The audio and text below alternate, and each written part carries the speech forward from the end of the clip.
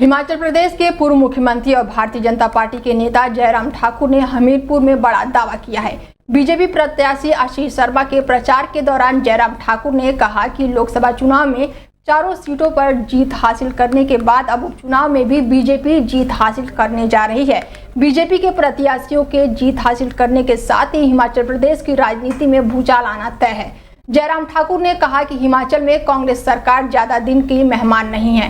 प्रदेश में सरकार की तानाशाही का दौर बीतने वाला है। अब राज्य के लोग कांग्रेस सरकार की जोर जबरदस्ती के खिलाफ आवाज उठा रहे हैं और एकजुट नजर आ रहे हैं। उन्होंने कहा कि प्रदेश की जनता कांग्रेस की सरकार को पूरी तरह नकार चुकी है। लोकसभा चुनाव में तो मुख्यमंत्री और उनके मंत्री अपने इलाके में भी लीड नहीं कर पा रहे हैं। बता दें कि पूर्व मुख्यमंत्री ने आगे कहा है कि 1.5 साल में मुख्यमंत्री सुखविंदर सिंह सुक्खू के नेतृत्व वाली सरकार ने सिर्फ और सिर्फ झूठ बोलने का काम किया है। सरकार ने 1.5 साल में ही झूठ बोलने का रिकॉर्ड बना लिया है। सरकार सिर्फ और सिर्फ झूठ बोलने का काम कर रही है। इस कार्यकाल में अब तक सिर्फ जनता को आश्वासन देने का काम हुआ है। सरकार का बताना चाहिए कि उन्होंने अब तक प्रदेश के विकास के लिए क्या काम किया है। दिल्ली हाईकोर्ट में आज मुख्यमंत्री अरविंद केजरीवाल के शराब घोटाले के सीबीआई केस में दायर याचिका पर सुनवाई हुई। बता दें कि हाईकोर्ट ने जमानत मांगने वाली अरविंद केजरीवाल की इस याचिका पर सीबीआई को नोटिस जारी किया है और मामले की अगली सुनवाई अब 17 जुलाई को होगी।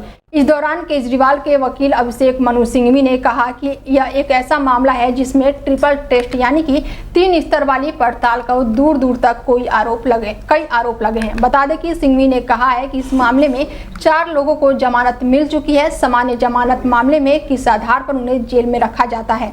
केजरीवाल के इस मामले में 2 साल बाद गिरफ्तार किया गया। उन्होंने कहा कि 2023 में केजरीवाल से 9 घंटे तक पूछताछ की गई। जब केजरीवाल को पीएमएलए मामले में जमानत मिल जाती है, फिर सीबीआई गिरफ्तार कर लेती है। वह कोई घोषित अपराधी या आतंकवादी नहीं है। वहीं सीबीआई ने केजरीवाल की जमानत याचिका का विरोध भी किया है। सीबीआई ने कहा कि जमानत के लिए पहली अदालत ट्रायल कोर्ट होनी चाहिए थी। असम में बाढ़ से लगातार बिगड़ते हालात के बीच अब तक 6 लोगों की जान जा चुकी है। राज्य में बाढ़ से 28 जिलों के 21 लाख से ज्यादा लोग प्रभावित हुए। एक आधिकारिक बुलेटिन में ये जानकारी दी गई है। बुलेटिन के मुताबिक राज्य की बड़ी नदियां खतरे के निशान से ऊपर बह रही हैं।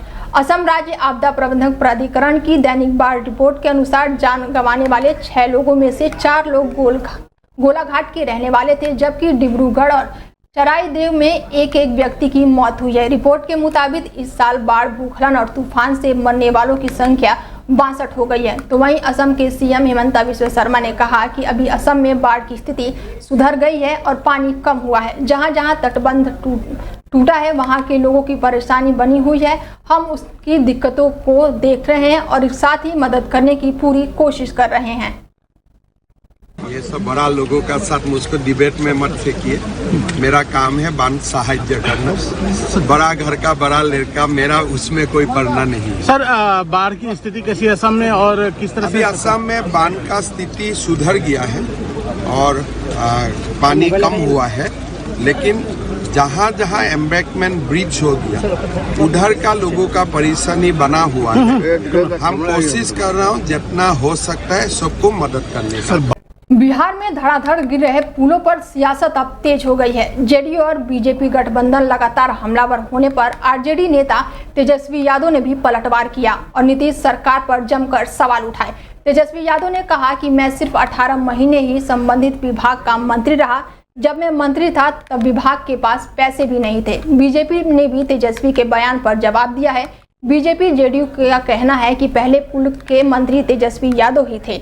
तेजस्वी यादव ने कहा, जब मैं नीतीश जी सीएम बने हैं तब से अब तक सिर्फ 18 महीने छोड़ दिया जाए तो ये विभाग हमेशा से जेडीयू के पास ही रहा है।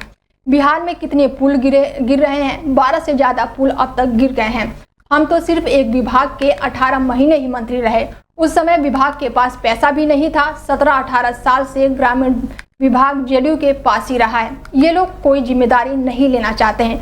वहीं केंद्र मंत्री और जेडीयू नेता राजीव रंजन सिंह उर्फ ललन सिंह ने कहा कि तेजस्वी यादव 1.5 साल तक ग्रामीण विकास मंत्री रहे। तेजस्वी यादव काम कर रहे थे कि मजाक कर रहे थे, यह उन्हें बताना चाहिए। जब से माननीय मुख्यमंत्री नीतीश कुमार जी मुख्यमंत्री बने हैं तब से और अब तक ग्रामीण कार्य विभाग जो है केवल 18 महीने के लिए छोड़ दिया जाए तो सारा वक्त जो है जनता दल यूनाइटेड के पास ही रहा है ये मंत्रालय।